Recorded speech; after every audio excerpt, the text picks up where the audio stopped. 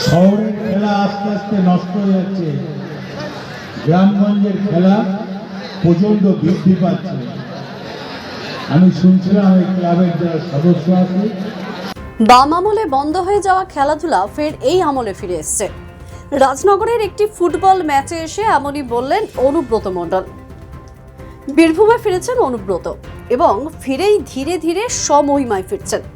দেখা যাচ্ছে বিভিন্ন অনুষ্ঠানে যোগ দিচ্ছেন প্রায়শই, রাখছেন বক্তব্য। বাম আমলে খেলাধুলা শেষ হয়ে গেছিল, এখন আবার ফিরে এসেছে। রাজনগরে একটি ফুটবল টুর্নামেন্টে উপস্থিত থাকাকালীন এমনই মন্তব্য করলেন অনুব্রত মণ্ডল।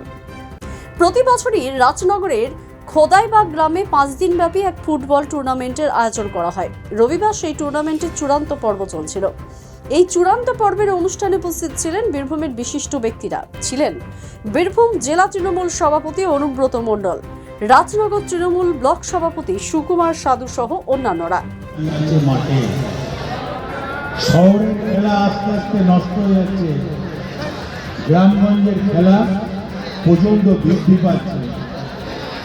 আমি শুনছিলাম এই ক্লাবের যারা সদস্য আছে, ক্লাবের যে সম্পাদক আছে, যে প্রেসিডেন্ট আছে, অল ক্লাব মেম্বারকে আমি ধন্যবাদ জানাই, সাধুবাদ জানাই।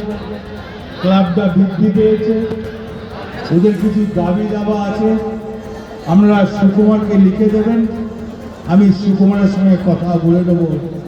আমি আপ্রাণ চেষ্টা করব এটা কথা দিতে।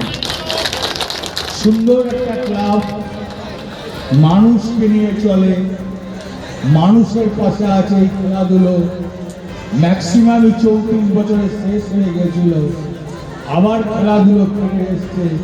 এখানকার মাসুম ক্লাবকে আমার শতকোটি প্রণাম এবং এই মানুষকে আমি ধন্যবাদ জানাই। আপনাদের পাশে থাকবো, যখন ডাকবেন আসবো। আমার খুব ভালো লেগেছে, ধন্যবাদ। দ্য সহজ পাঠ, সহজ কথা, সঠিক তথ্য।